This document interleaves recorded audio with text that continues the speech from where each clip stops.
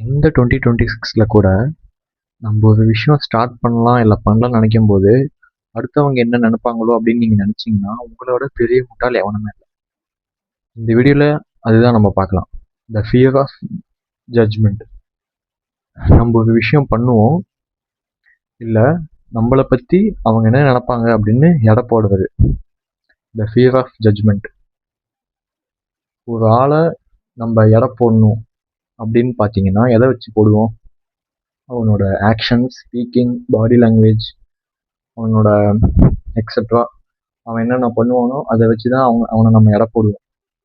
So இந்த பயம் எல்லாத்துக்குமே இருக்கும். நம்ம இந்த விஷயத்த நம்ம பண்ணால் அவங்க என்ன நினைப்பாங்களோ, இவங்க நம்மள என்ன நினைப்பாங்களோ அப்படின்னு. ஸோ அந்த பயம் ஃபஸ்ட்டு ஸ்டார்ட் ஆச்சுனாலே இப்படி தான் போகும் உங்கள் வாழ்க்கை.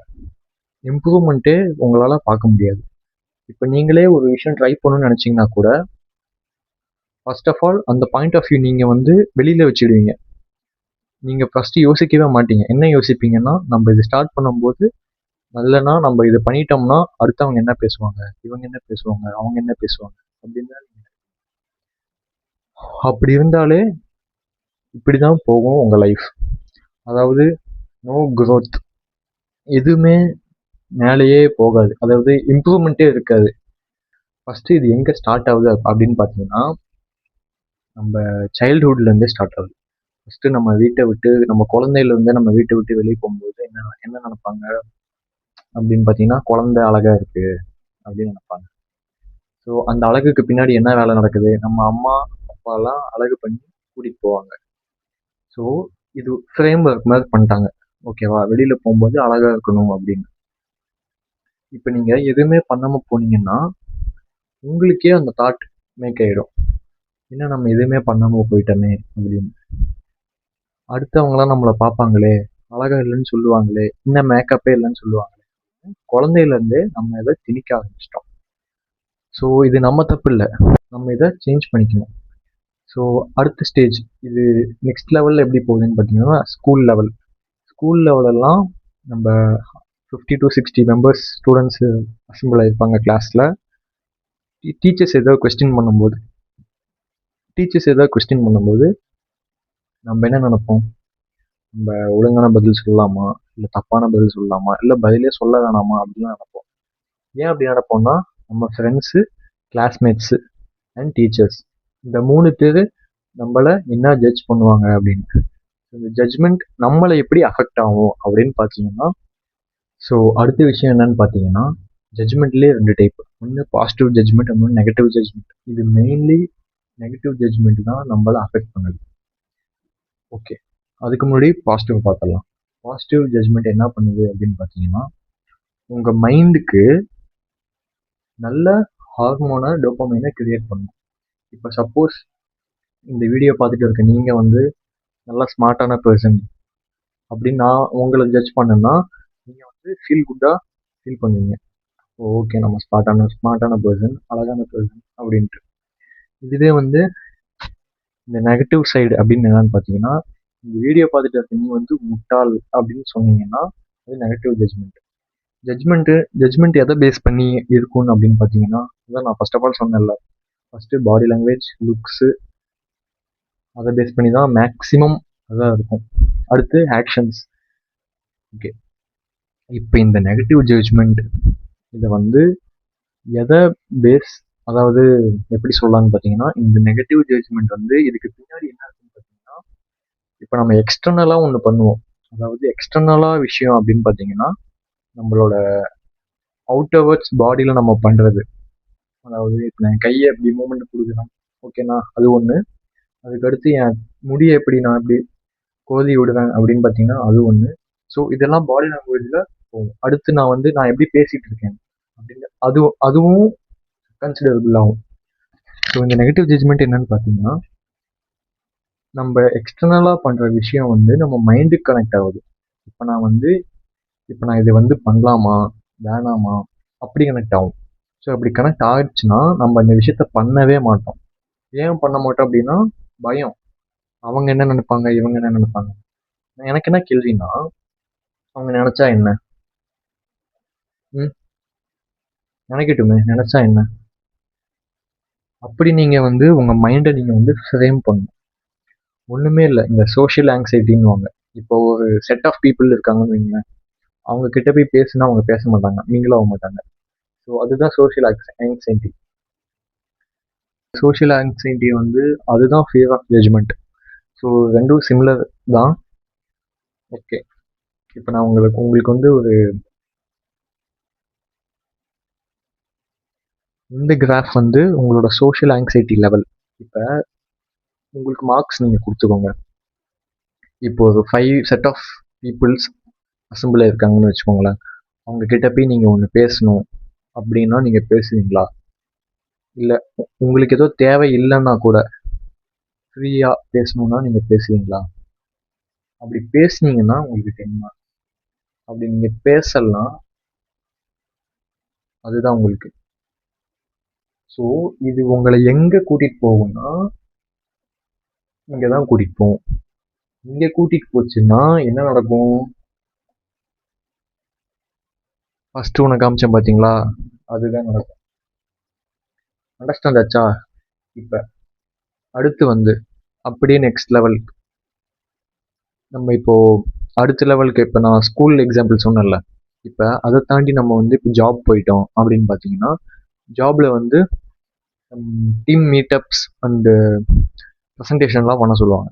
ஸோ அந்த ப்ரெசன்டேஷன் உங்களுக்கு வந்து நம்ம இப்படி பண்ணலாமா, அப்படி பண்ணலாமா, இல்லை இவங்க என்ன நினைப்பாங்க அப்படின்னு நீங்கள் நினச்சிங்கன்னா வச்சுக்கோங்க, அவ்வளோதான். அகைன் நீங்கள் 10 மார்க்ஸ்லேருந்து அகைன் 0 போயிடுவீங்க. ஸோ இந்த 0 உங்களை மறுபடியும் எங்கே ஸ்டார்ட் ஆகும்? அகைன் ஃபியர் ஆஃப் ஜட்ஜ்மெண்ட் தான் போகும்.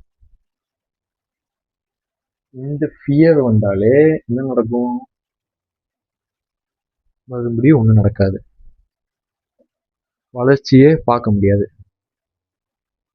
ஸோ இந்த டான்சர்ஸு, ஸ்டாண்டப் காமெடியன்ஸ், இவங்கெல்லாம் பார்த்தீங்கன்னா வைங்களேன், அவங்க வந்து யோசிக்கவே மாட்டாங்க. அவன் என்ன நினைச்சான் என்ன, இவன் என்ன நினைச்சா என்ன, எப்படி எப்படி எவன் என்ன நினைச்சா என்ன, நம்ம வேலையை பார்த்துட்டு நம்ம பாட்டு போயிட்டே இருக்கணும். அவ்வளோதான் இதோட மெயின் ஒன்லைன். இன்னொரு விஷயம் என்னன்னு பார்த்தீங்கன்னா, நம்ம குழந்தைங்கள பற்றி பேசணும் ஃபர்ஸ்ட். ஸோ இந்த குழந்தைங்கள நம்ம வந்து அப்படி நம்ம அழகா ஃபர்ஸ்ட் ஃப்ரேம் பண்ணலன்னா அவங்க வந்து ஜட்ஜே பண்ண மாட்டாங்க. நம்மளை வந்து நம்ம தான் ஜட்ஜ் பண்ணிக்கிறோம் ஃபர்ஸ்ட். எப்படின்னா, எனக்கு இந்த ஹேர் கட் ஓகேவா, எனக்கு இந்த லிப்ஸ்டிக் ஓகேவா, எனக்கு இந்த ஷர்ட் ஓகேவா, எனக்கு இந்த பேண்ட் ஓகேவா, எனக்கு இந்த பேக் ஓகேவா, எனக்கு இந்த ஃபோன் ஓகேவா அப்படின்னு யோசிச்சு யோசிச்சு எனக்கு இது ஓகே, இது ஓகே இல்லை, இல்லைன்னா இது இது பண்ணாதான் என்னை மதிப்பாங்க, இல்லை இது பண்ணாதான் என்னை மதிக்க மாட்டாங்க அப்படின்னு நீங்கள் நினச்சிட்டீங்க. அப்படின்னு ஒன்று கிடையவே கிடையாது. எது பண்ணா என்ன? அவங்க ஃபார் எக்ஸாம்பிள் இன்னொரு எக்ஸாம்பிள் நான் சொல்லட்டுமா? இப்போ நீங்கள் வந்து பஸ்ஸில் பப்ளிக் டிரான்ஸ்போர்ட்டில் போயிட்டு இருக்கீங்க, இல்லை பைக்கில் போயிட்டு இருக்கீங்க. இப்போ நீங்கள் அப்படி போகும்போது ரோட்டில் யாரையோ குழந்தைய பார்த்தீங்க. இப்போ அந்த குழந்தை ஒன்று க்யூட்டாக பண்ணும். இப்போ அதை நீங்கள் அப்சர்வ் பண்ணி நீங்களே க்யூட் ரியாக்ஷன்ஸ்லாம் கொடுத்துட்டீங்க, ஹாய் ஹலோ அப்படின்ட்டு. நீங்கள் பாட்டு போயிட்டீங்க அதுக்கு அடுத்து. ஸோ ஆஃப்டர் 1 வீக் கழிச்சு உங்களுக்கு அது ஒரு விஷயமாவே தெரியாது, நீங்களே நோட் பண்ணியிருக்கீங்க. இப்போ அதே மாதிரி ரோட்லலாம் சம் ரேண்டம் ஸ்ட்ரேஞ்சர்ஸ் ஏதோ வியர்டாக பண்ணிட்டு இருப்பாங்க. அதை நீங்கள் ஒரு செகண்ட் அப்சர்வ் பண்ணுவீங்க, உங்களுக்கு மைண்டுக்கு நீங்கள் ஒரு தாட் ஓடும், நீங்கள் அதை ஜட்ஜ் பண்ணுவீங்க. ஜட்ஜ் பண்ணிவிட்டு என்ன நடக்கும்? ஒன்றுமே நடக்காது. அது வந்து அவங்கள அஃபெக்டும் பண்ணாது. ஸோ இந்த ஜட்ஜ்மெண்ட் வந்து உங்களை அஃபெக்ட் பண்ணுதான்னு பார்க்கணும்.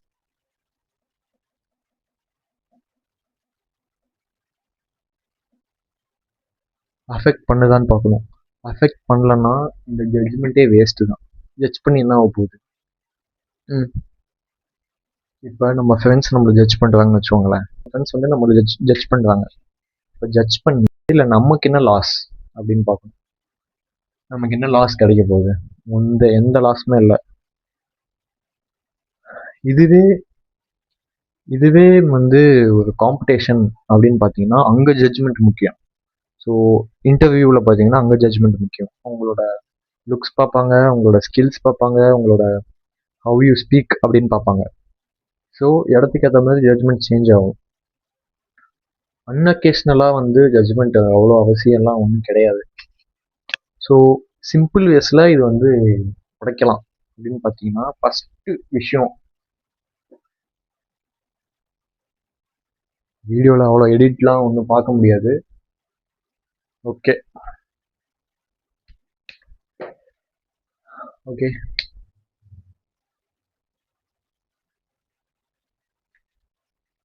ஃபஸ்ட்டு விஷயம் என்னன்னு பார்த்தீங்கன்னா, அவங்க நினச்சதுனால நமக்கு என்ன காசு அப்படின்னு பார்க்கணும்.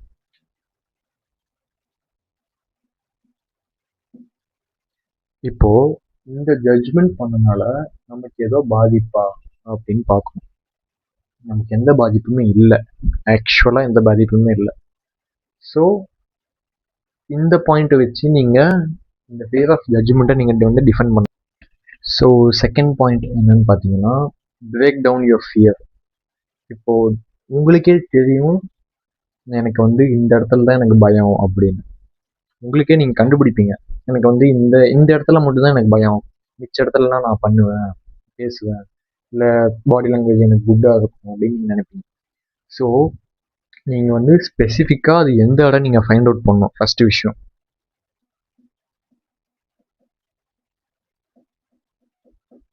ஃபஸ்ட்டு நீங்கள் வந்து எந்த இடம் நீங்கள் ஃபைண்ட் அவுட் பண்ணணும். எந்த இடம் நீங்கள் ஃபைண்ட் அவுட் பண்ணிட்டீங்கன்னா அந்த இடத்துக்கு நம்ம என்ன ஆக்ஷன்ஸ் எடுக்கணும்.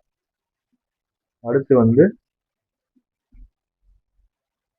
நீங்கள் வந்து என்ன ஆக்ஷன்ஸ் எடுக்கணும் அப்படின்னு பார்க்கணும். இந்த ஆக்ஷன்ஸ் எடுத்துட்டீங்கன்னா இந்த ஃபியர் வந்து உடையும். சிம்பிளாக இருக்குல்ல. ஃபஸ்ட்டு வந்து இந்த ஜட்ஜ்மெண்ட் வந்து நமக்கு ஏதோ காசு மேக் பண்ணுதுன்னு பார்க்கணும். எந்த காசுமே இல்லை அப்படின்னு பார்த்தீங்கன்னா ஓகே, அது நம்ம அக்செப்டபிளாக எடுத்துக்கலாம். அதுக்கடுத்த பாயிண்ட் வந்து உங்கள் ஃபியரை வந்து நீங்கள் உடைக்கணும், பயத்தை உடைக்கணும். எனக்கு பயம், அதான் நான் முன்னாடியே சொன்னேன்ல, பயம் வந்து எனக்கு சில இடத்துல மட்டும். அந்த இடத்த கண்டுபிடிச்சி அங்கே வந்து நீங்கள் வந்து ஆப்போசிட்டாக ரியாக்ட் பண்ணணும். நான் வந்து இப்போ நான் பப்ளிக்காக இருந்தீங்கன்னா நான் வந்து பேச மாட்டேன், சைலண்ட் ஆகிடுவேன் அப்படின்னு நினச்சிங்கன்னா அதை நீங்கள் உடைக்கணும். இப்போ அது நீங்கள் உடைச்சிங்கன்னா ஃபஸ்ட்டு நீங்கள் வந்து கண்டுபிடிக்கணும். கண்டுபிடிச்சதுக்கப்புறம் அதுக்கான ஆக்ஷன்ஸ் எடுத்தீங்கன்னா பயம் ஆட்டோமேட்டிக்காக உடையும். இந்த டாப்பிக்கில் வந்து நான் சிம்பிளாக சொல்லிட்டேன். இதுக்கு மேலே சொல்ல இதை உடைக்க எதுவும் இல்லை, அவ்வளோதான்.